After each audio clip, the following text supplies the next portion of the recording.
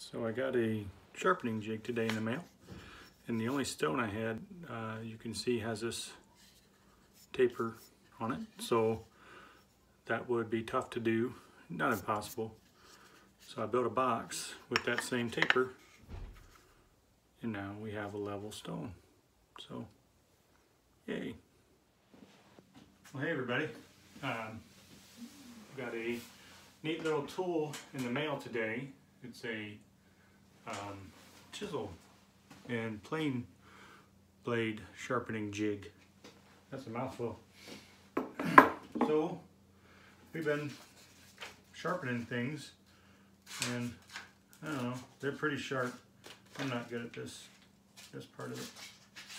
It was going really good earlier. Of course, while I was off camera, I was really good at it when nobody could see. But we just started sharpening some chisels real quick. A couple minutes to set up and we had it going. So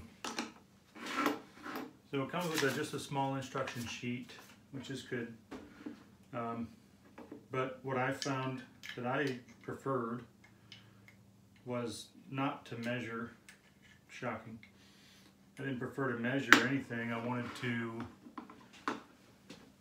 get the blade square to the stone, and then tighten it into the jig. And as long as your bevel, make sure we're talking the same language.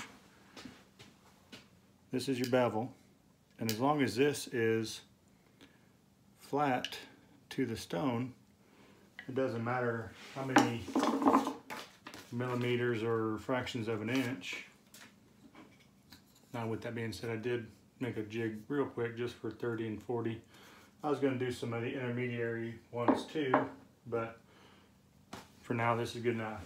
So put a little bit of oil on the stone, double check that our bevel's flat, and work it back and forth on your stone. Keep it flat. You don't want to pick the jig up. It just rides on this little wheel, and you don't want to pick that up. You want to keep it all flat. And this thing's pretty quick. It will really put an edge on it. Probably this is overdue by years because I abuse my chisels pretty bad. So you see this one has some gouges in it, and I'm just going to keep working on it.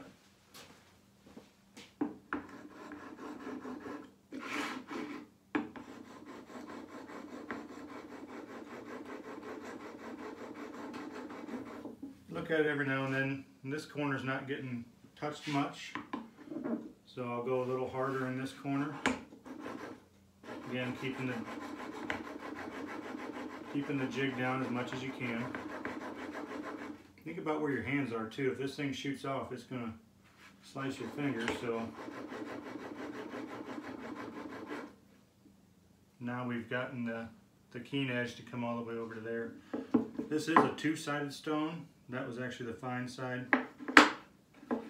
This is a little bit coarser side.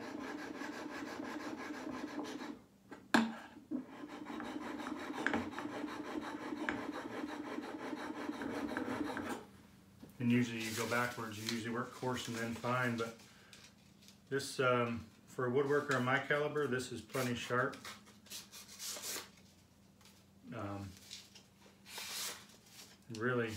Really getting in there. The only other thing I'd recommend you do is just remove any burr on the back, and that's just flat on your stone. I had this old stone.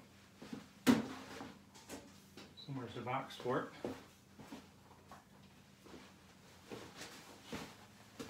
Check that out. That's pretty cool.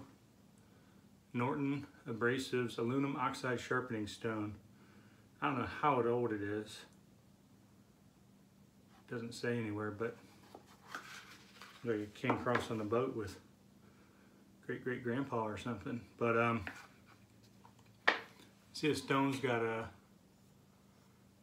angle of its own. So just real quick, I knocked together this little box so that we could be flush and flat. That way we only had to worry about keeping it down onto the stone, not trying to match the angle that the stone made. So that was first impressions, and using the Atlin, I think it was the brand name. It was on Amazon. It's the cheapest one on Amazon, basically. But it's so far, I've only ran on 2 chisels, and I'm going to run all my chisels, and it'll do planer blades, it'll do mortising chisels like these, and it would do paring chisels, which I don't own any paring chisels, but it will do chisels and plane irons. So looking forward to it. And yeah, if you got chisels laying around or planes that you need to for sharpen, I think it was 16 bucks delivered. So anyhow, had fun making the video. I'm going to have fun doing the rest of these chisels tonight, and thanks for watching. Hope you found this useful.